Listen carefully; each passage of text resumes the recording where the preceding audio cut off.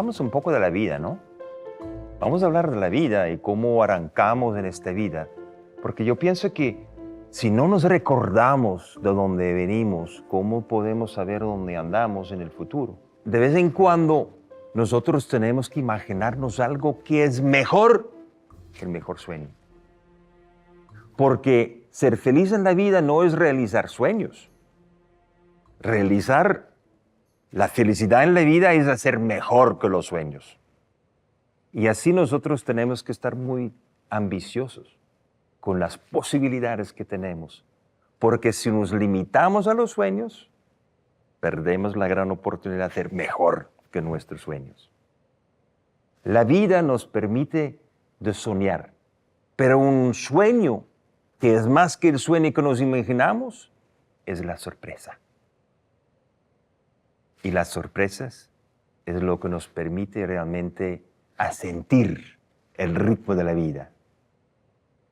¿Se recuerdan la última sorpresa que les gustó? No la otra.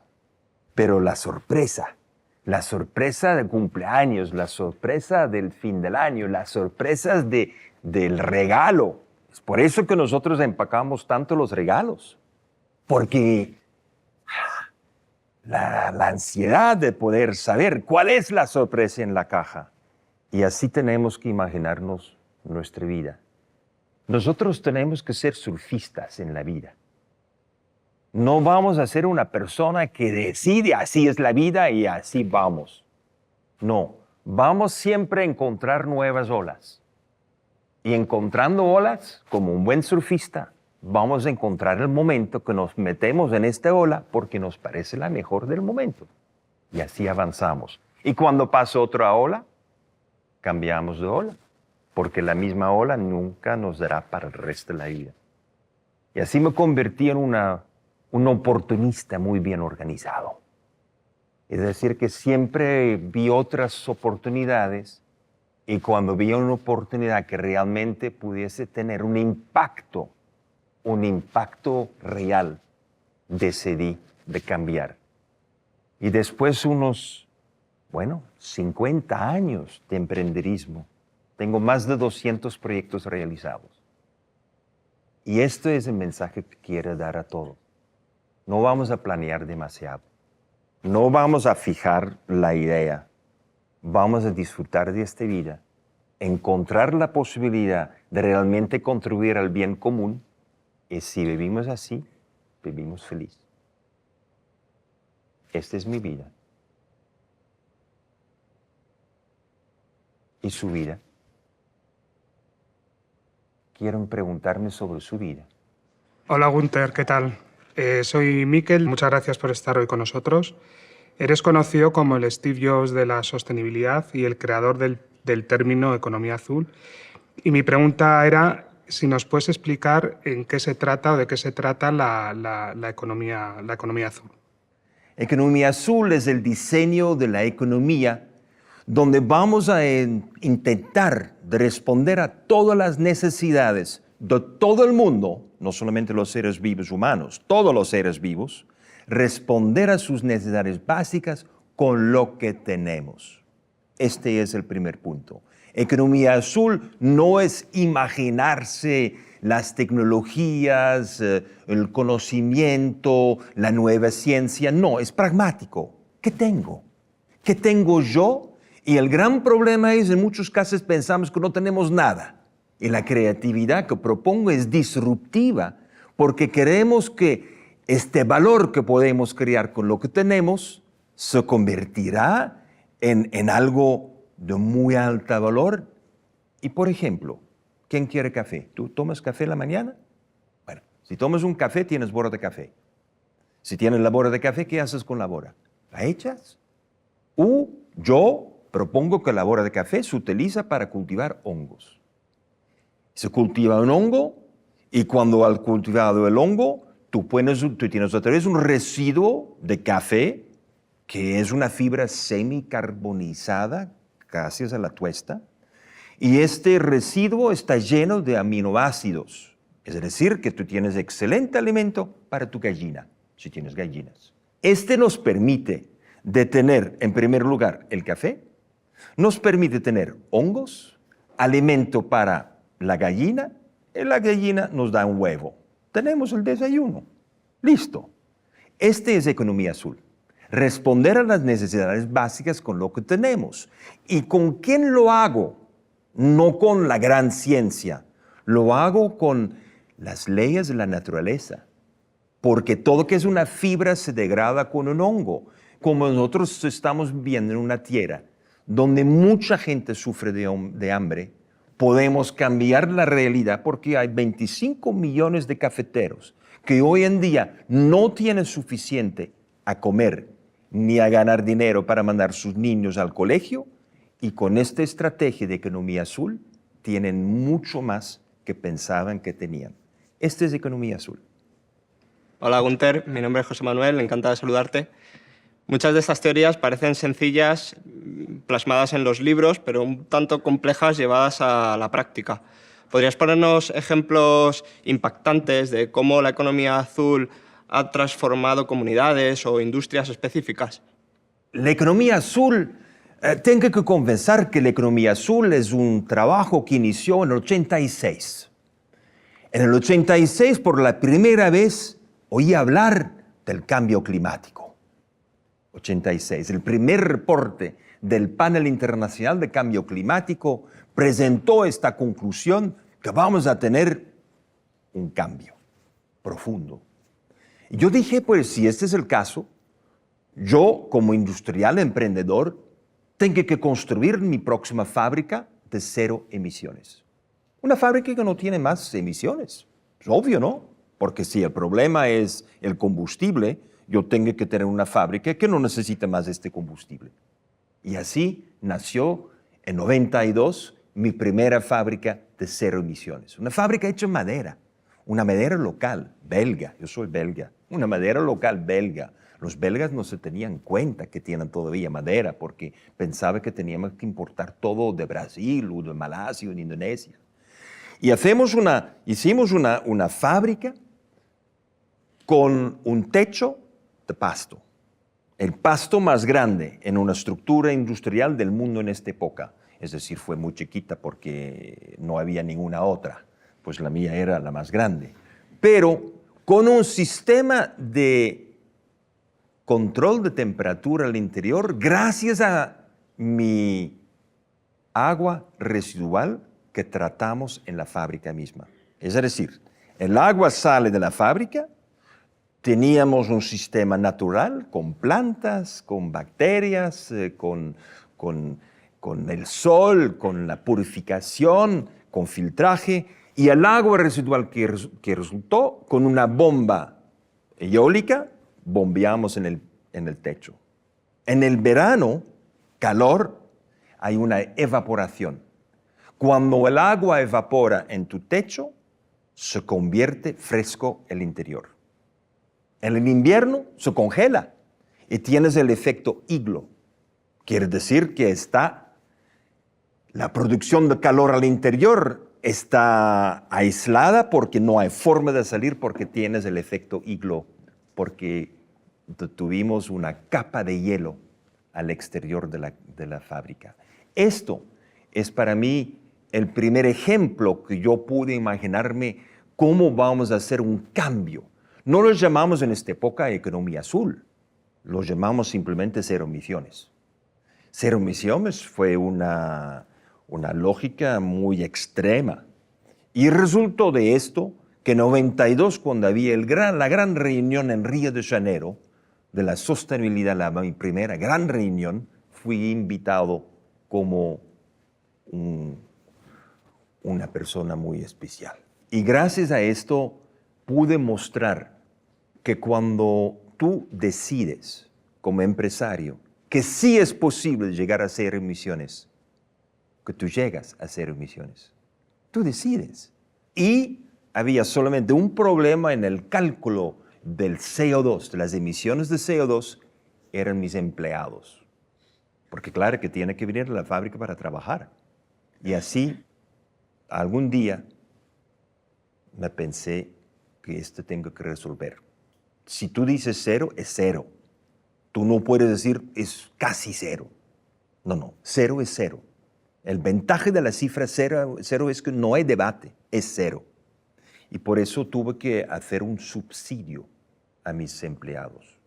Yo les ofrecí €0,5 para venir con bicicleta, media hora por kilómetro para venir en bicicleta al trabajo. ¿Sabes qué? En Bélgica, por media hora, todo el mundo en bicicleta. Todo el mundo en bicicleta. Y así tuve de una fábrica con su personal, 0 emisiones. Y la distribución, me dijeron. No, mi distribución lo hice con biodiesel. Biodiesel en 92. Toda la flota de distribución de nuestra fábrica trabajaba con biodiesel. ¿Biodiesel de dónde? Bueno, somos belgas. Comemos muchas papas fritas, ustedes saben. Y como hay mucho aceite de la papa frita, pues nosotros recolectamos todo el aceite de papas fritas de todos los restaurantes y de todas las familias, y así tuvimos suficientemente aceite para poder funcionar todo el flete de la distribución de nuestros camiones con biodiesel. Tú sabes, tú decides, tú haces. Tú decides. Es gracias a estas experiencias, acumulando, que en 2009 tuve más de 100 casos concretos realizados. ¡100! Yo no sabía, no estuve contando. Pero una vez que estás en una ola y que disfrutas el emprenderismo, no hay nada por hacer, tú sigues. Y hay nuevas ideas que siempre llegan. Por ejemplo, a mí me dijeron que el problema que tú tienes con tus productos es el plástico, el empaque es plástico. Bueno, yo dije, vamos a lanzar bioplásticos. Y así creamos otra empresa para bioplásticos. Pero el bioplástico viene ¿de dónde? Y así había ya el patente americano de un bioplástico hecho con maíz. Y por eso yo puse a pensar toda mi red de científicos cuál es la fuente de aceite que yo necesito para poder hacer bioplásticos. Y encontramos después 6 años el cardo. ¿Ustedes conocen el cardo? Cardo es una flor que crece en una tierra que es mala. Es una maleza el cardo. Y nosotros encontramos 20 millones de hectáreas, 20 millones de hectáreas de maleza que hoy en día, por ley europea, tienes que tratar con glifosatos.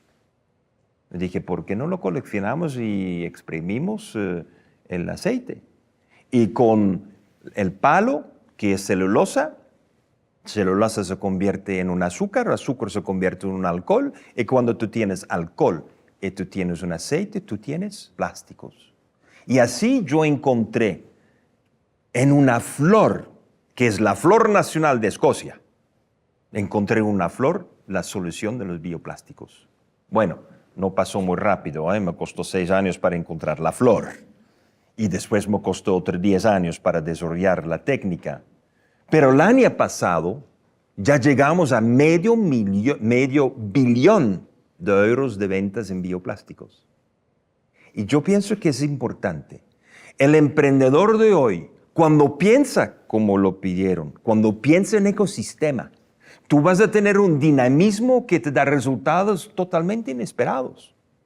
Yo nunca pensaba, al iniciar el producto de detergentes, nunca pensaba que iba a ser un líder en bioplásticos. Pero fui surfista, pasé de uno a otro.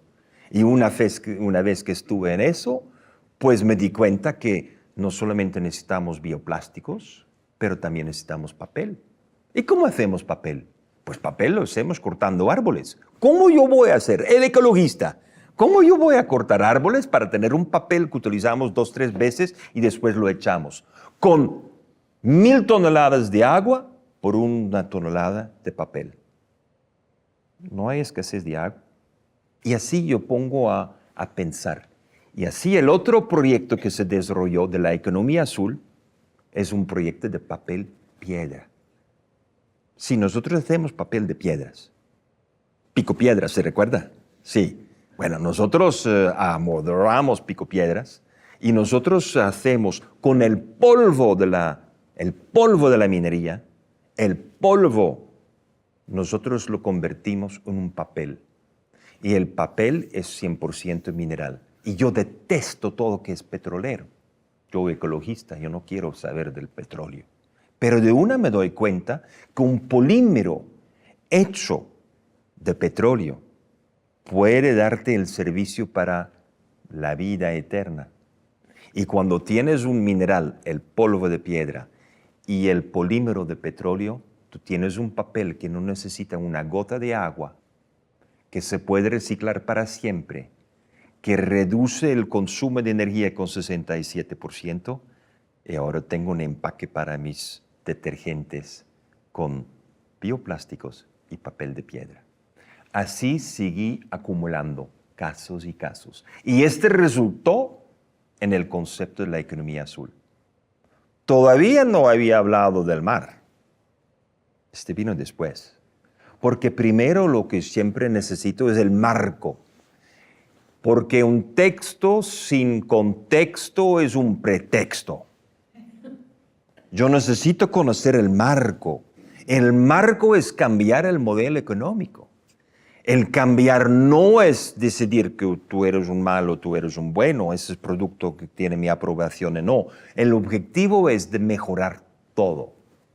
Y este es lo que necesitamos hacer con nuestra economía. Y así llegamos a acumular caso después caso, después caso, después caso. Y así me encontré con tantos casos positivos que me dije que tengo que darle un nombre. Y el nombre es sencillo. El cielo es azul, el mar es azul, este se llama economía azul. Hola, Gunther, me llamo Larisa. Quisiera preguntarte, la sostenibilidad a día de hoy puede resultar confusa, ya que todo se etiqueta como algo sostenible. ¿Estás de acuerdo o qué opinas de esto? ¿Podrías darnos algún ejemplo de esta sostenibilidad que se suele malentender? Tú tienes razón. Hoy en día, cualquier empresa, cualquier iniciativa, cualquier persona, todo es sostenible. Todo. Es decir, que la palabra no tiene más su valor, su peso, su branding. El branding, la imagen, no es más. Y sabemos también que de verdad, mucho lo que se llama sostenible no es sostenible. Y yo siempre me recuerdo la buena historia que desarrollé para explicar a mis amigos que no se puede robar menos. Hay un jovencito que va a hacer la confesión y el sacerdote le escucha. El niño dice, ay, mi padre, qué pena con usted, pero he estado robando. Ah, bueno, mi hijo, tú no puedes robar, tú sabes que no puedes robar. No, mi sacerdote, pero yo le prometo que voy a robar menos. ¿Qué? ¿Tú vas a robar menos? Sí, claro, padre, porque yo estoy robando pues ya hace tantos años. Yo no puedo hacer de robar todos los días a nada. Pues, pero mi hijo, este es imposible. Usted no puede robar menos es robar. No, padre, por favor, yo le prometo, solamente voy a robar fines de semana. Pero si tú vas a seguir pensando así, vas a llegar al infierno. Este no es posible. Ay, pero en este caso, dice el niño, mi papá también va a llegar al infierno. ¿Tu papá? Yo conozco a tu papá. Tu papá es una buena persona, tiene una fábrica, da mucho trabajo, está pagando muy bien, ha hecho unas obras sociales en la comunidad sin igual. Tu papá es un héroe. ¿Cómo puedes decir que tu papá va al infierno contigo? Y además, el año pasado le dimos el premio para el medio ambiente porque redujo la polución con 80%. Y el niño dice, ¿y por qué yo voy al infierno si robo solamente los fines de semana si mi papá recibe premios para contaminar 80% menos? Sigue contaminando. Lo que necesitamos es acabar con la doble moral. Acabar. Esto no se puede. Hacer menos mal es mal. ¿Estamos de acuerdo? Y si prometo hacer menos mal, hago mal. Y en todas las éticas de todas las religiones, esto no está permitido. Nosotros tenemos que transformar en hacer bien. Por eso yo no utilizo más la palabra sostenible. Yo no lo utilizo más. Yo hablo más de la regeneración del ecosistema. ¿Cómo vamos a regenerar? Porque hicimos tanto daño. Y es normal también en la lógica de hacer mal, pues, ¿cómo compensamos el mal que hicimos en el pasado? Hacer bien y hacer mucho bien. Y esta combinación de nuestra capacidad de hacer no menos mal, pero hacer bien y compensar los errores del pasado con iniciativas que demuestran que queremos que nuestra sociedad avance. Quiere decir que tenemos que hacer la regeneración del ecosistema. Mira, cuando yo tengo las discusiones con mis amigos verdes y me dicen que, mira, intentamos durante 50 años de parar la destrucción de la biodiversidad. Dije, bueno, en este caso llegamos a la conclusión que el trabajo que hicimos no fue bueno, porque el resultado es un desastre. Y cuando tú tienes un mal resultado, ¿qué vamos a hacer? ¿Más de lo mismo? ¿Poco más rápido? No, más de lo mismo no nos dará mejores resultados. Por eso necesitamos cambiar de estrategia. Y es por eso que la economía azul es tan central, porque nos permite de mirar una economía donde hoy en día todo es sostenible, pero tiene que ser barato. Nos enseñaron que el más barato es lo que permite a la economía de funcionar. Qué pena con ustedes, ¿no? Cuando yo tengo que ser el más barato en la tierra, yo no tengo otra manera de ser más barato pagando poco a mis obreros, explotándolos un poquito. Yo no puedo regenerar el ecosistema a un costo alto para compensar mis errores del pasado, porque me costaría demasiado y no soy el más barato. El resultado es que nosotros tenemos que darnos cuenta que el modelo sostenibilidad a un precio bajo no existe. Al contrario, la razón por la cual no tenemos sostenibilidad es porque nuestro modelo económico nos obliga a ser barato. Y por eso cambiamos, generar más valor. Y cuando tú generas mucho más valor, tú puedes ser generoso, porque tú tienes acceso a la totalidad del valor agregado. Y ese es un gran cambio. Y yo puedo, a través de toda la cadena del valor, decidir cuál es el precio y cuál es mi generosidad. Y no puede ser generoso cuando mi único objetivo es ser el más barato en el mercado. Y eso no nos permite más de utilizar la palabra sostenibilidad y nos obliga de cambiar de vocabulario. Y el vocabulario tiene que ser una reflexión de la verdad de lo que estamos haciendo. Y lo que estamos haciendo es regenerar.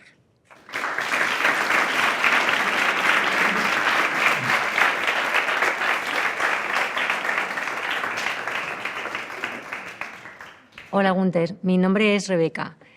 Según algunos, la única solución para salvar el planeta es que dejemos de consumir tan rápido. Sin embargo, tú nos hablas de la necesidad de un cambio de paradigma, el de la abundancia. ¿Nos puedes explicar un poquito este concepto? La abundancia. Este es el jardín de Edén, ¿no? La abundancia, y lo increíble es que yo pienso que tenemos la abundancia. Pero el economista, si no tiene escasez, no tiene mercado. Cuando nosotros estudiamos hace 25 años una situación en una isla chiquita que se llama Zanzíbar. Zanzíbar en Tanzania. Zanzíbar y otras islas que se llama Pemba y Mafia. Vimos que la gente vivía en pobreza absoluta. Cuando la gente tiene pobreza y la niña o el niño bebé no tiene para comer, la gente está dispuesta a hacer lo que sea. Es normal, yo lo entiendo. Y todo el recife, todos los corrales, del mar Índico. Estaban destruidos por la pesca con dinamita. Y claro que habían acciones por nuestros lados, los europeos, para decir que no, ustedes no pueden utilizar la dinamita. Pero tú no puedes prohibir la dinamita sin dar a comer a la gente. Y si tú quieres dar una solución, la solución es mejor no llega en 3 o 5 años porque la gente mientras tanto quiere comer. Y por eso yo puse a pensar a mis científicos. Yo no soy científico, yo soy un oportunista bien organizado. Pero yo veo mis científicos y yo les dije, ¿pero qué crece aquí en las aguas? ¿En estas aguas? Algas. Dije, ¿otra vez algas? Sí, la alga crece muy fácil aquí. ¿Y por qué no crece? No crece. ¿Y por qué la gente no lo hace? Pues tenemos que explicar que necesitan un hilo, una alguita, fijarla, ponerle en el agua y 4, 5, 6 semanas después tiene una alga así. Pues, ¿es tan sencillo? Sí. Bueno, en este caso hagamos. Hoy en día tenemos 23,000 empleadas. 23,000 cultivando algas. Pero lo importante es que no hay ni más una niña que se imagina de ir a Dar es Salaam para vivir en unas situaciones de explotación porque tienen una alga que les crece rápida en 6 semanas. Cuando tú tienes una solución en 6 semanas, tú tienes confianza en la solución. Cuando nosotros proponemos un plan a 5 años, para net zero, un plan a 2050, ¿quién tiene confianza? Nadie. Es normal. Porque nosotros necesitamos, en una vida tan corta que sea 60, 70, 80 años, ¿quién quiere esperar 25 años para ver un resultado? Nadie. Y ahí yo pienso que nosotros tenemos que tener realmente esta visión. ¿Cómo podemos generar abundancia donde pensamos que hay solamente pobreza? Y hacerlo con los que son rápidos. No puedo hacerlo con un árbol, porque el árbol me requiere 20 años para crecer. Por eso las soluciones que yo veo no son tan fáciles en la tierra como en el mar. Un bambú crece a 25 metros en 3 años. Una alga, los bosques de algas del sur de África crecen a 25 metros en 6 meses. Pues cuando tú ves, tú observas la dinámica de la vida y tú te das cuenta que en un bosque de algas tú tienes toda la vida. Pues tú tienes que decidir de no solamente regenerar bosques de tierra como Amazónica, pero tú tienes que regenerar bosques del mar. Y cuando tienes bosques del mar, tienes que tomar algunas decisiones de gestión.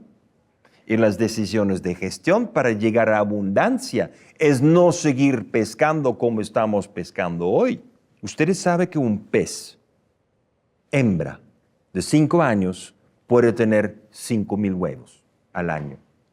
La misma pez hembra de 35 años tiene 50 millones de huevos. ¿Cuál es la pez que tú quieres comer? A mí me dice que hay un gran chance de mejorar nuestra performance, ¿no? Y si nosotros no pescamos más las hembras y solamente los machos, los chiquitos machos que son inútiles, que se puede comer sin problema. Pero si nosotros no comemos más la hembra con huevos, ¿qué pasa con la densidad de los mares? Se resuelve en 5 años. Y esto es lo que nos falta. Para poder entrar en este mundo donde transformamos de la escasez a la abundancia, necesitamos aprender mucho. Y necesitamos cambiar lo que nos pareció tan lógico, tan evidente, porque nosotros vivimos no con evidencias, vivimos con muchos dogmas. Nosotros transformamos conocimiento en dogma y así tenemos la resistencia y de la ciencia, y de la política, y de los negocios, y de muchos de cambiar. Y resulta que si nosotros no cambiamos nosotros, mientras tanto que todo está cambiando alrededor de nosotros, vivimos en pobreza y en escasez.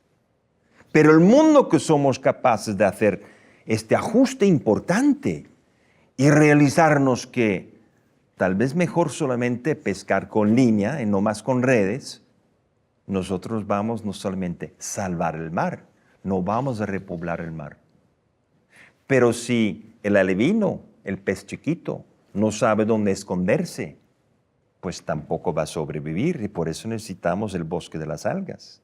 Y cuando tenemos los bosques de las algas, tenemos un espacio entre tierra y mar que se llama manglares. Y así tenemos que poner los manglares y repoblar el bosque de manglares. Y cuando tenemos los bosques de manglares y los bosques de las algas, detrás hay un aumento del nivel del mar que nos permite de cultivar un arroz resistente al agua del mar, como ya lo tenemos. ¿Y qué tenemos? Abundancia. Abundancia es aquí. Yo pienso que este es lo que nos falta. No hay suficientemente información que nos llega de los TikToks, de las redes sociales, que nos permite de imaginarnos abundancia. Y esto es donde necesitamos realmente una nueva iniciativa educativa. Educativa, donde no vamos a decirte lo que tú tienes que saber, pero vamos a darte el espacio para descubrir que ni siquiera yo sé. Y este es el paso más importante para llegar a la abundancia.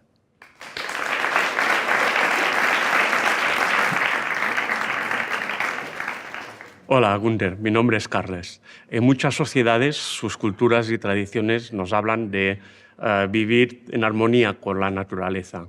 ¿Nos puedes compartir alguna que te haya inspirado? Hay algo que se llama para mí la inteligencia eterna, no autóctona. No son culturas del pasado, no son los sobrevivientes en un bosque donde no han tenido contacto con la modernidad. No, hay algo que se llama para mí la inteligencia eterna. Inteligencia eterna son esas culturas que han vivido 10.000, 20.000 años en un entorno, un ecosistema, y cuando todo el entorno se adaptaba y cambiaba, siempre han podido no solamente sobrevivir y adaptar, pero transformar su sociedad en una sociedad más completa, no rica, más completa. Completa quiere decir, no hay escasez de agua, no hay hambre, hay oportunidad de creatividad, de expresión, hay oportunidades de hacer cosas que nadie ha hecho antes, la creatividad, hacerlo. Y la cultura que tal vez quiere destacar es la cultura Kogi. ¿Quién conoce los Kogis? De la Sierra Nevada de Santa Marta en Colombia. ¿Usted es colombiana? Ah, bueno, sí. Mira, en el 84, hace 40 años, yo formé parte de un grupo que decidí en esta época de regenerar el bosque tropical húmedo del Orinoquio. Esta zona se llama el Bichada en Colombia. En el Bichada nosotros decidimos con un líder, Paulo Lugari, de regenerar el bosque tropical húmedo. Sembramos 80 millones de árboles. Y logramos regenerar la biodiversidad. Y hoy en día es un bosque biodiverso con más de 250 especies de plantas. Y nosotros todos pensamos, wow, we did it. No. Juan Mayer, un amigo mío, exministro de Medio Ambiente, me dijo, pero ¿por qué no vas a visitar los Kogi en la Sierra Nevada de Santa Marta? Porque cuando nosotros le reentregamos los terrenos que los coloniales le habían robado de ellos, en poco tiempo otra vez es bosque. Bosque. Yo pensaba que nosotros teníamos el mejor ejemplo, pero ellos tenían un ejemplo mucho mejor. Y claro, tenía que visitarlos. Y los Kogi, lo primero que aprendí de los Kogi fue que me dijeron, Gunther, tú necesitas un parcero, a partner. Tú necesitas un parcero de la naturaleza. Dije, ¿un parcero de la naturaleza? Sí, porque el mejor jardinero que conocemos en la naturaleza es el tapir. Dije, ¿el tapir, este animal con...? Así, claro, porque el tapir es tan inteligente porque él quiere comer 300 variedades de frutas y de hortalizas. Esta es su dieta. Lo único que no come es un aguacate, porque la pepa es demasiado grande y no pasa. Y por eso aprendí que mejor no comer la pepa. Pero todas las otras pepas les come y lo distribuye en la región donde no hay la misma densidad de frutales. ¡Qué inteligencia! Imagínense, un animal que es tan inteligente que va a sembrar donde no hay fruta y donde no hay hortaliza. Y cuando yo quería entender cómo es posible que los Kogis son tan eficientes, porque tienen un parcero, el tapir. ¡Wow!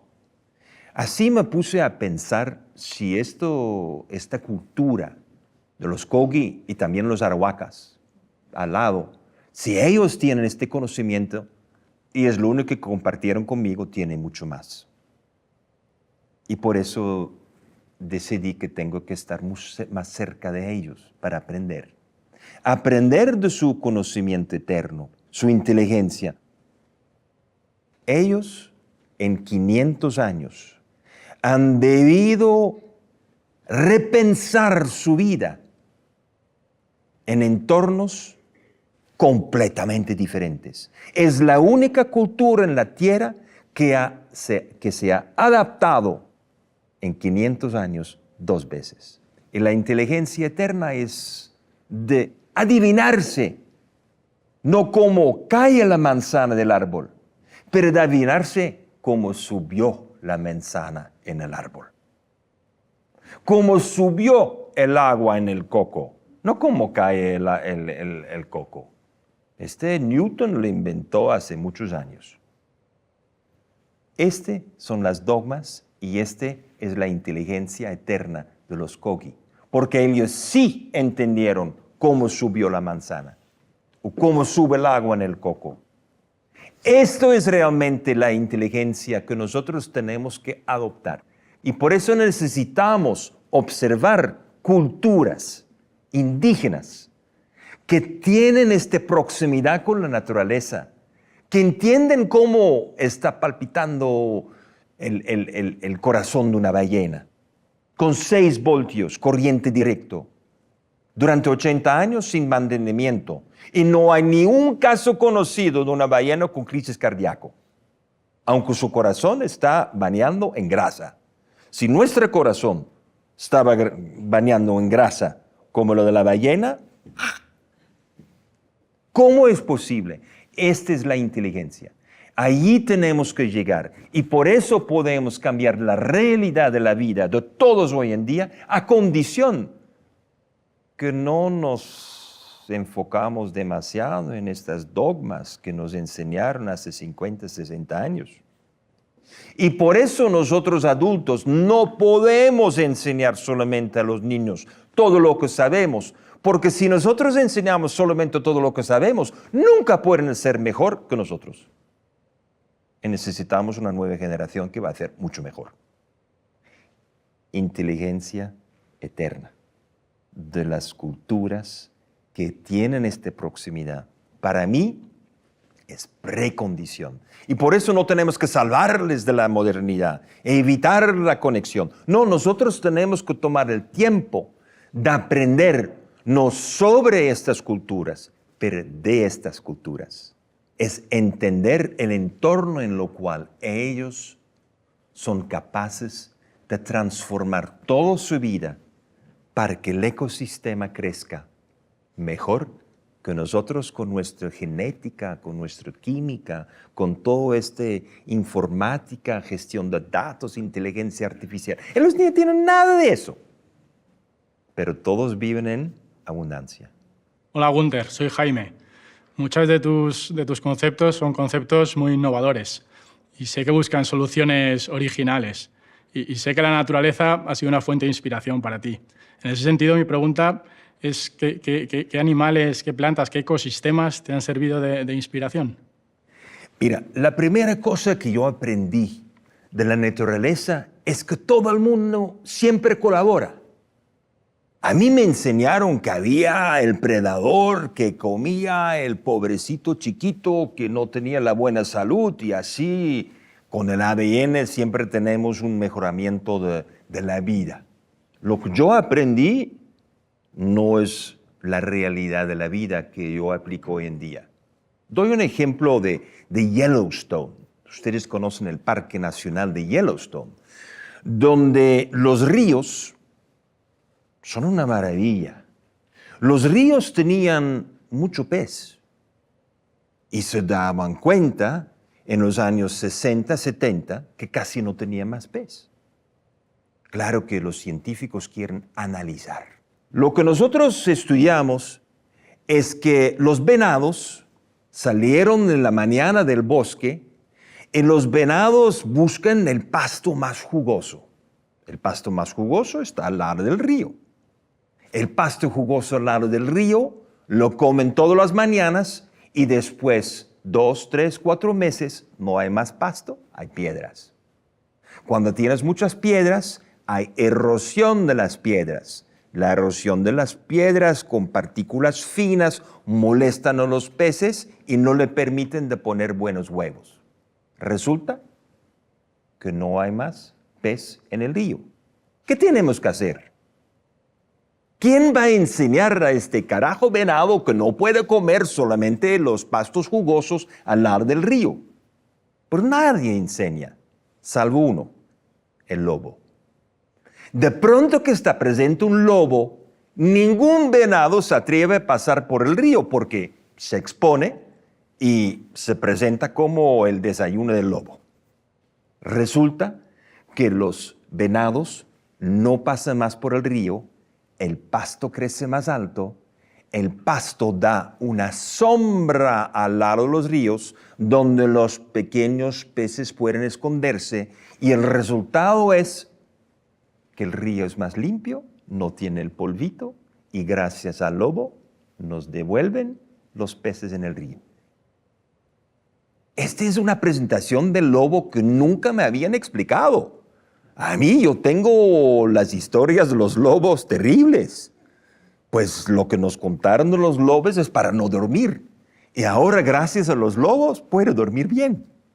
Porque me gusta la trucha arcoíris, me gusta pescarla. Y me gusta mucho que nosotros aprendamos cómo funciona el ecosistema. Yo no estoy muy fascinado con un animal, una planta, aunque hay especies extraordinarias. Pero lo que a mí me fascina cuando digo estoy inspirado por la naturaleza es el ecosistema. ¿Cómo es posible que nosotros tengamos soluciones mirando la interacción entre un animal, una planta, un lobo, un venado, un pez? Y este dinamismo nos permite de hacer un biomimetismo. El negocio no es tanto un negocio que es para ganar dinero, no, es un negocio donde tenemos que trabajar como en un ecosistema. Y la invención, el invento de algunas nuevas técnicas, también siempre lo encuentro cuando tengo un problema en la naturaleza. Segundo ejemplo, ¿conoces el mar? El mar no es agua, el mar es una sopa de bacterias. Porque en una gotica de agua del mar tú tienes 1 millón de bacterias. Lo bello es que la primera vida era una vida unicelular, la bacteria. Y de una nace una planta que se llama una alga. Y la alga crece, pero la bacteria hace como una invasión y vive encima. Y la bacteria genera lo que se llama una biopelícula, es decir, una película que controla todo. Las bacterias tienen una forma de comunicación entre ellas que se llama quorum sensing. sabiendo si hay otros de la misma familia en el mismo ambiente y se comunican y coordinan. ¿Ustedes sabían que las bacterias comunican entre ellos? Y comunican muy bien. Y la pobre alga que finalmente nace en el mar está invadida por bacterias. Pues imagínense que se inventó una bactericida. Bueno, tiene que poner tanta bactericida que todo se mata, primero la alga misma. Es un poco el problema que tenemos hoy en día. Hoy en día tenemos un problema de sobredosis de antibacterium. Es decir, que nosotros sabemos que el sistema inmunológico está sufriendo porque estamos expuestos demasiado a estas bactericidas. Ahora, si yo soy alga, tengo que inventarme otro que un bactericida. Y se inventó una técnica de tapar el oído de la bacteria. Es verdad, no es un chiste, ¿eh? Es decir, que la alga desarrolló un furanone, una molécula súper chiquita. Tiene que ser chiquita porque tiene que tapar el oído de la bacteria, no puede ser grande porque si no, no cabe. Se inventó eso y hoy en día es tal vez la más gran invento que tenemos para controlar salud en la Tierra. Aprender a tapar el oído de la bacteria gracias a una alga que ya le inventó hace 400 millones de años. Por eso, ¿cómo no podemos estar fascinados con la naturaleza? ¿Cómo no podemos estar, inspirados? Y nosotros captamos la delicia pulcra, se llama la alga, es una alga roja. Captamos todo este conocimiento y unos 20 patentes fueron registrados. Y hoy en día, una empresa multinacional en los alimentos compró el paquete de patentes para eliminar los bactericidas. Claro que va a costar los 20 años para obtener una aprobación. Es otro asunto. Pero la inspiración, que cuando nosotros estamos confrontados a un problema por lo cual no encontramos ninguna solución técnica humana, yo siempre me pregunto, siempre pregunto a mis 3,000 científicos con quienes trabajo, ¿qué especie en la naturaleza tenga la solución? Y siempre encontramos una solución ya hecha. La belleza de la naturaleza es que todo tiene siempre soluciones, porque ellos, las especies que no encontraron soluciones, hoy en día son fósiles.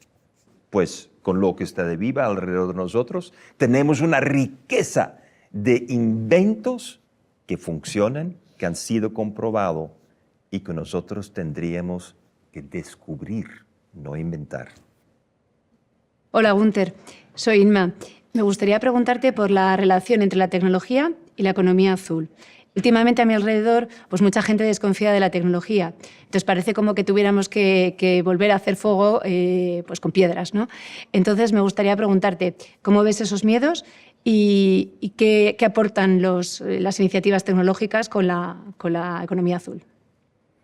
Lo que necesitamos en primer lugar, para mí, no es más tecnologías. Necesitamos más comprensión, entender de lo que está pasando. Porque si tú no entiendes lo que está pasando, ¿cómo puedes poner una tecnología adentro? Toda la comunicación que tenemos hoy en día es una comunicación en aire y en tierra. Pero 90% de la vida es en el agua. ¿Ustedes ya han intentado el wifi en el agua? No funciona. ¿Ustedes ya han intentado de hablar en el agua uno con otro? No funciona. Estas son tecnologías que necesitamos y este es el cambio que yo busco. Yo necesito tecnologías que son realmente soluciones. Imagínense la situación siguiente. Bueno, yo tengo 6 hijos. Todos mis hijos saben nadar, pero yo sé que costaba, al principio la niña o el niño en el agua nadando.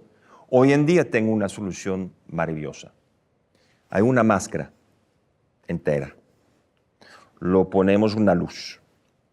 La luz comunica datos. Datos quiere decir también la voz.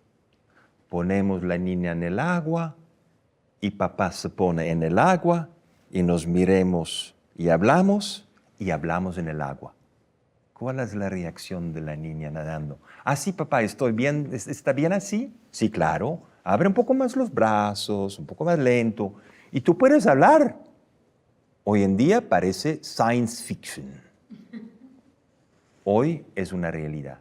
Lo estamos haciendo. Hablar en el agua cambia el aprendizaje de la natación. Este es revolución. Porque yo quiero que todo el mundo sabe nadar. Y este requiere que los primeros 10 minutos, 20 minutos, primeras horas son en comunicación y no incomunicados. Esta tecnología de hoy en día de transmitir datos en el agua me permite... ¿Quién hace buceo? Buceadores. Paddy.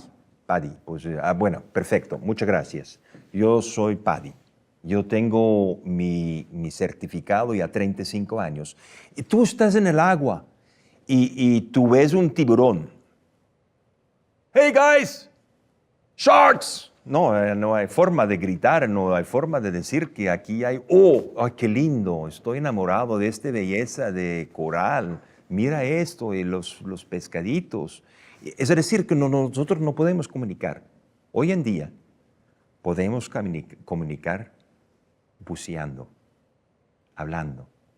Tenemos una torcha, una luz, con cual podemos hacer SMS. Los famosos SMS. Es un poco WhatsApp en el agua. Y ya podemos hacer WhatsApp en el agua. Mira a la derecha. Oh, sí, ok, qué bien. Pero estamos grabando en video.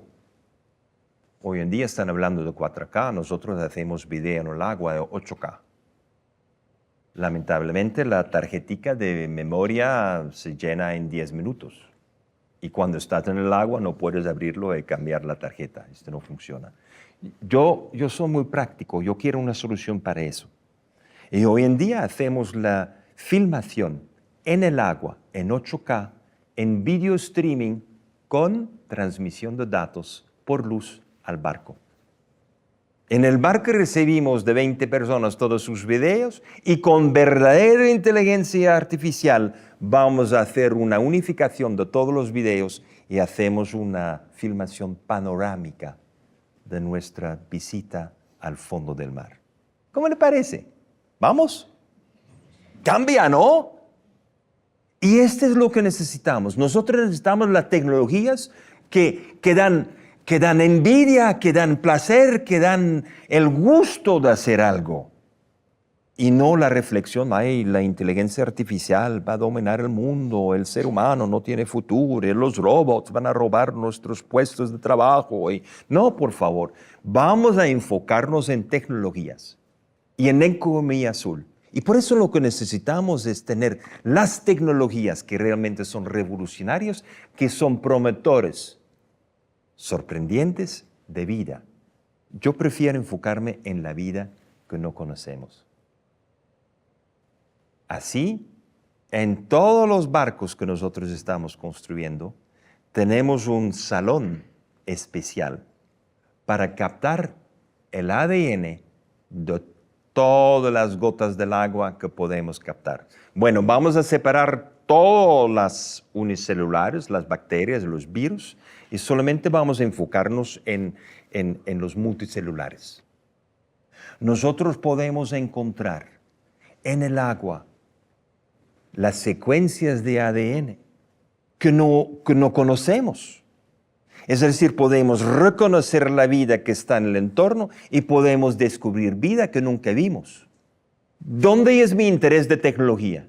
Mi interés de tecnología es quién va a facilitarme en la búsqueda de ADN continuo todo el tiempo cuando tengo un barco en el mar. ¿Y sabes cuál es el privilegio cuando tú encuentres un nuevo ADN? Tú puedes darle un nombre. Lo que pasa es que tuvimos que cambiar el dogma, porque hoy en día para tener ADN, tú tienes que tener una especie, tú tienes que tener el pajarito, matar el pajarito, sacar su sangre, tener la muestra, mandarlo al al laboratorio a hacer los estudios y 3 meses después te dicen, ah, no, este pajarito solamente habían 3 en la Tierra. Ay, madre mía, lo maté. Sí, claro, porque ahora tenemos confirmado que usted mató uno de los 3 que nos queda. Yo no quiero este día. Yo quiero que nosotros descubrimos la vida, donde hoy en día no tenemos idea de la vida. Y así cambiamos la realidad. Y así vamos a buscar nuevas tecnologías. Hola Gunther, soy Naim. Creo que todos alguna vez hemos visto esas imágenes de las islas de plástico en medio de los océanos. Y entonces quería preguntarte cómo la economía azul puede ayudar a solucionar este problema que tenemos con los plásticos. El problema de los microplásticos es una rompecabezas que hasta ahora no hemos realmente resuelto. Estamos todavía estudiando cómo podríamos resolverlo. Pero antes de enfocar esto, tenemos que reconocer que hemos hecho algunos errores fundamentales en la enseñanza de la química. ¿Qué pasó con esta decisión de tener solamente la biodegradabilidad definida en tierra y no en agua? Me explico. Hoy en día, cuando tú produces un plástico que tiene una cierta funcionalidad, tú tienes que pensar al final de su vida. ¿Qué pasa con un plástico al final de la vida? Y tenemos lo que se llama la biodegradabilidad. Podemos controlarlo, podemos tener una biodegradabilidad de 10 años, de 5 días, de 50 años, pero en general todo se degrada. Lamentablemente, la bacteria que necesitamos para degradar en tierra no existe en el agua. Es decir, bioplásticos que se degradan en la tierra no se degradan en el mar. Error fundamental. Además, tenemos una lógica muy funcional de los plásticos y uno de los elementos que nos gusta del plástico es su color. Y para proteger la destrucción del color, nosotros ponemos un bloqueador de ultravioleta. Pero cuando tú tienes un plástico que ahora no tiene más los microorganismos que lo comen en el agua, y además la segunda gran fuerza de destrucción, que es ultravioleta, no funciona porque tienes bloqueadores, tú tienes islas de plásticos. Y el plástico grande, gordo en una botella no es el problema. El problema son los nano. Yo estuve en Saint-Tropez. Me encontré con el alcalde y me contaba que había hecho un análisis de los microplásticos en el agua, del mar en Saint-Tropez. Me confirmaba que según las investigaciones hay unos 180 microplásticos por litro. Bueno, ya no estamos más nadando en sopas de bacterias, estamos en una mezcla de sopa de bacteria y plástico. Dije, no, deme tus muestras y yo voy a hacer una segunda investigación, cuántas partículas de plásticos tenemos en el agua. Porque la medida de la Unión Europea es 300 micra. Pero el plástico que entra en la célula de nuestro cuerpo es de 1 nano. Y cuando yo analizo en 1 litro cuántos partículas nano tengo, son 9.000 a 12.000. ¿Tú te imaginas la diferencia entre 180? Ahora la solución. Yo tengo que buscar una solución para los 180 porque es todo que la Unión Europea está midiendo, o yo tengo que encontrar una solución por los nano que nadie está midiendo. Y ahí es donde necesitamos la creatividad, la innovación, la ciencia y nuevas técnicas de medir, nuevas técnicas de identificar. Hoy en día los microplásticos, los nanoplásticos entran en la placenta. Por la primera vez la barrera natural de la mamá contra todo, incluso virus o bacteria, se rompió con plásticos. Por favor, este es un error fundamental.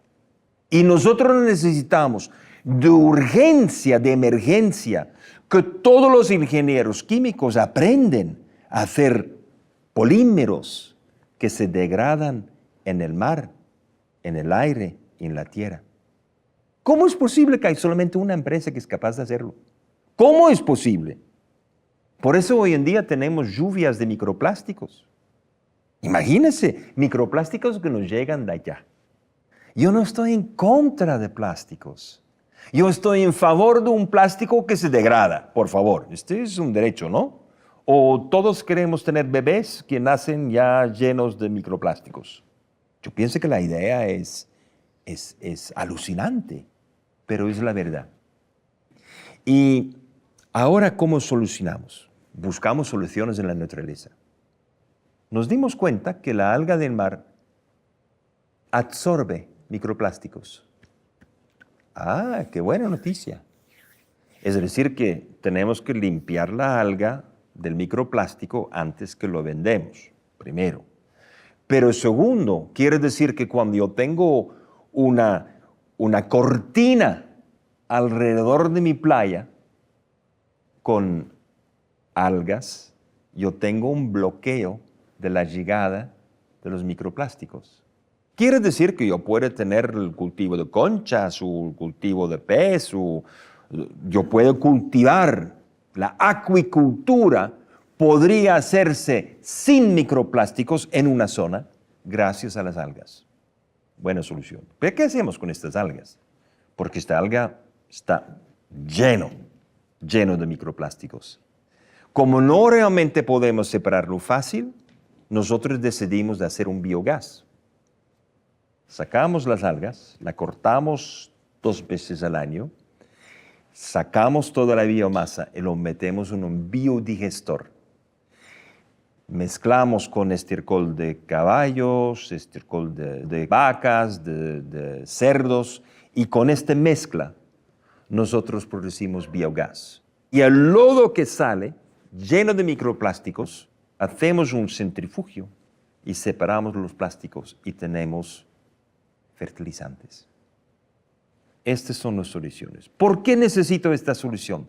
Porque hoy en día todo lo que se imagina coleccionando los plásticos del mar cuesta mucho dinero.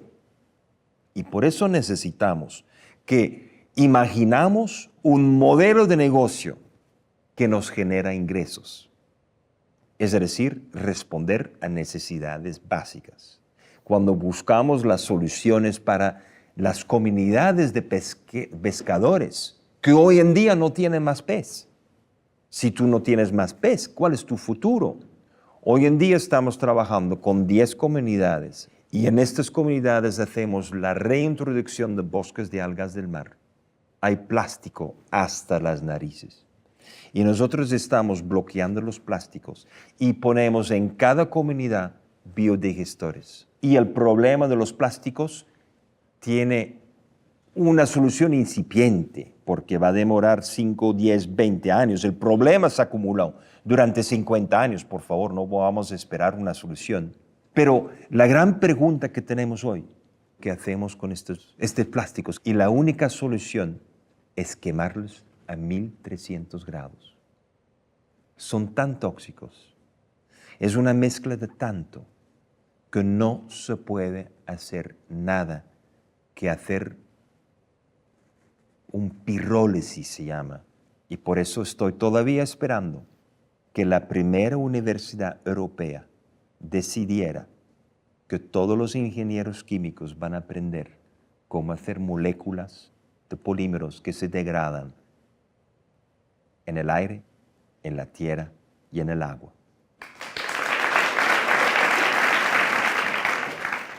Hola, encantada de conocerle, Gunther. Yo soy Inés y bueno, quería hoy preguntarle que después de estos años de trabajo, ¿qué es lo que usted encuentra más fascinante sobre el planeta? Lo más fascinante son los niños que nacen en esta tierra, que son entusiastas, que son creativos, que no tienen miedo. Los niños comparten, y para mí esto es lo que necesitamos. Lo más fascinante en mi trabajo ha sido de encontrar cómo mucha gente descubren el niño otra vez. Nosotros necesitamos descubrir y despertar el niño en nosotros. Porque el niño no tiene miedo. El niño es creativo. El niño quiere soluciones y quiere probar si funciona. Por eso yo decidí, cuando nació mi primer hijo en 1990, que la mitad de mi tiempo voy a dedicarme a la educación de los niños. Pero no educar, inspirar los niños. Porque ese es donde estamos perdiendo la gran oportunidad de nuestro gran futuro común. Lamentablemente hoy en día, en Europa, el 40% de los niños entre 16 y 18 años son deprimidos. Por favor, ¿qué hicimos? Y somos responsables nosotros. Y por eso tenemos que repensar cómo podemos. Pero tú sabes que en todos los gobiernos algunos ministerios muy conservadores. El ministerio más conservador es de educación. No son capaces ni disponibles de cambiar fundamentalmente la manera como educamos. Y la educación más creativa y innovadora que conocemos es Montessori, Steiner y qué pena. Pero estos son sistemas que fueron inventados hace 100 años. Este es innovador. Sí, claro, que es mucho mejor que lo que tenemos. Pero si no cambiamos la educación, y por eso lo más fascinante para mí ha sido el privilegio de trabajar con muchos niños en muchos colegios en muchos países. Porque cuando un país está dispuesto a recibir un loco como yo, un molestador, un revolucionario, bueno, es porque los países se dan cuenta que es necesario de cambiar. Y lamentablemente yo no veo suficientemente disponibilidad, voluntad política para hacer la transición en la educación que necesitamos, para otra vez tener los niños entusiastas y que el niño se mantiene vivo toda nuestra vida. Siempre dicen que el aprendizaje es toda la vida. No. El niño creativo vivo en sí, este es lo más importante toda la vida. No es el aprendizaje todo el tiempo, es el niño vivo en nosotros. Yo no sé por qué, pero estuve en Brasil y a un gran político brasilero que ya murió, Jaime Lerner. Él fue el alcalde de la ciudad de Curitiba.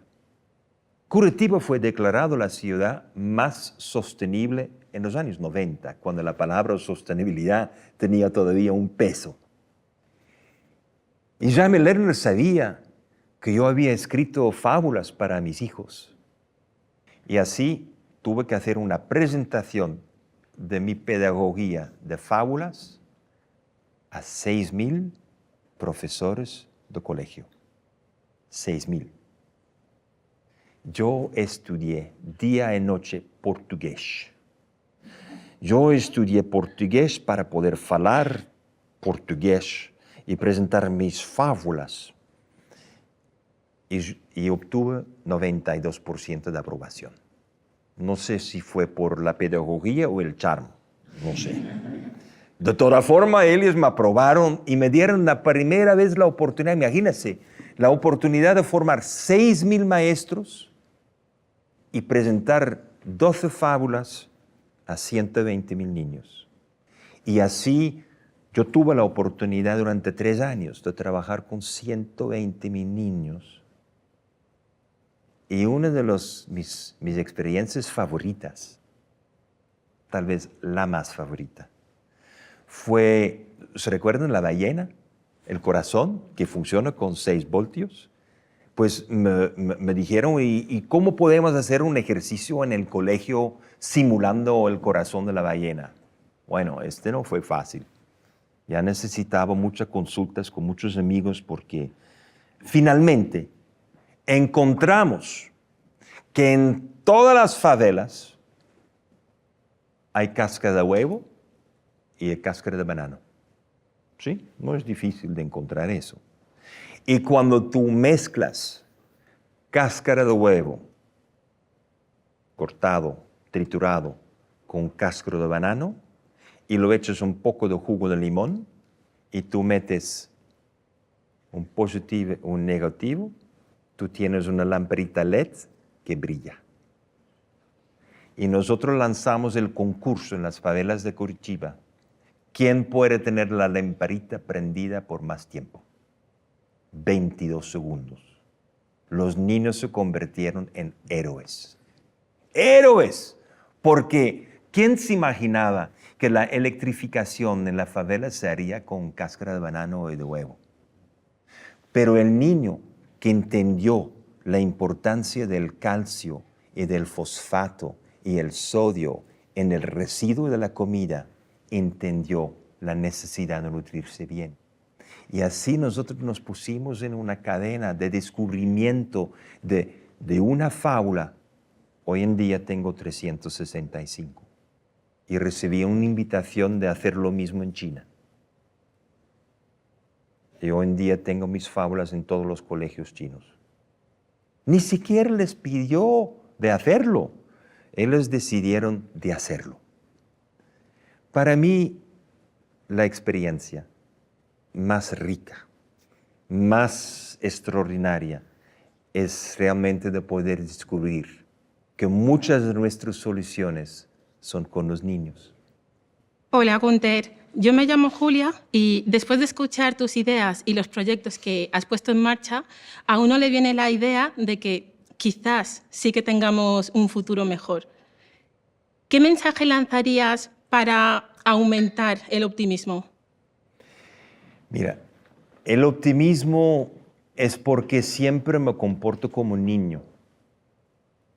Un niño siempre tiene en sí el deseo de hacer bien y de buscar lo mejor. Siempre quiere descubrir. Pues el optimismo es también porque, como el niño quiere pasar a la acción inmediatamente. El niño no quiere hacer la reflexión hasta que hay análisis, parálisis. Es porque nosotros no pasamos bastante rápido a la acción. El optimismo es en la acción, y de imponernos una acción que nunca fracasa. ¿Por qué no tenemos fracasos? Porque no nos imponemos una fecha límite. El fracaso en muchos casos es porque decimos tenemos que tener esto resuelto el martes. Y si llega martes y no lo hemos resuelto, nos consideramos un fracaso. No, el sueño que yo sé que puedo realizar si yo doy el tiempo a nuestros equipos de hacerlo. Por eso el optimismo es muy determinante, el pensamiento en lo cual tú te metes. El pensamiento tiene que ser sin límites de tiempo. Y cuando te das esta libertad de tener una solución en 20 años, claro que yo sé que la persona que tiene una crisis de salud no tiene 20 años y no quiere pensar en 20 años. Pero nosotros tenemos que ponernos en un ambiente que no solamente dice si es posible, que es si yo voy a hacer todo lo posible. Es si lo cambiamos a yo voy a hacer todo lo posible. Y lo posible no es lo que conozco. Es también una búsqueda permanente de soluciones del momento. No hay soluciones permanentes para todo. Siempre tenemos que buscar. Pues el optimismo necesita este contexto, porque si en esto nosotros estamos viviendo con un estrés, en el estrés no tenemos lógica, estamos viviendo con emociones. Y cuando vivimos con estas emociones que toman el control de todo, nosotros tomamos decisiones que no son las mejores. Pues el optimismo es importante. Para que el optimismo tenga un chance, tiene que ensuciar la mano y tiene que fracasar de vez en cuando. Fracasar en el contexto que todavía no es el bien momento para lograr en eso, pero mi fracaso es un aprendizaje. Es si yo tengo algo que no me funcionó muy bien, por lo menos aprendemos de lo que no funcionó. Y así no perdemos nada y no es un fracaso, porque tenemos el aprendizaje. Aprender nos permite aprender de los errores, aprender de las dificultades, nos permite de encontrar nuevas soluciones. Nosotros necesitamos aprender de nuevo de mirar a la gente en sus ojos, mirar en el ojo y sonreír, no preguntar ¿qué haces? No, la sonrisa. Y sabemos que este optimismo, el entusiasmo, la sonrisa, todo esto es muy contagioso. Porque cuando tú tienes a alguien que te sonríe, que es optimista, que es entusiasmo y que te habla de lo que han hecho, tú quieres hacer al tanto. Y ahí podemos crear una nueva cultura de acción y no una cultura de protesta. Le explico. Mi hermano, que lamentablemente ya murió, mi hermano fue el producto de los años 68. Protesta. No quería saber nada de la sociedad. Se convirtió en el más conformista de toda la familia. Yo soy de la época 78.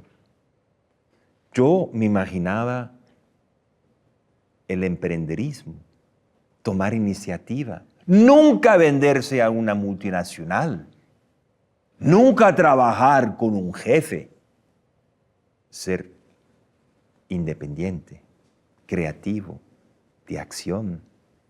Y yo fui presidente de la Asociación de los Estudiantes en mi país.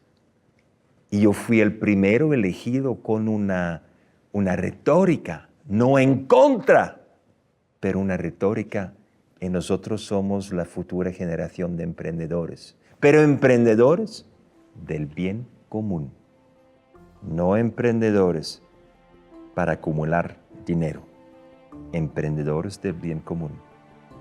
Y cuando tú formas parte de la generación de los emprendedores del bien común, tú tienes garantizado el optimismo. Gracias.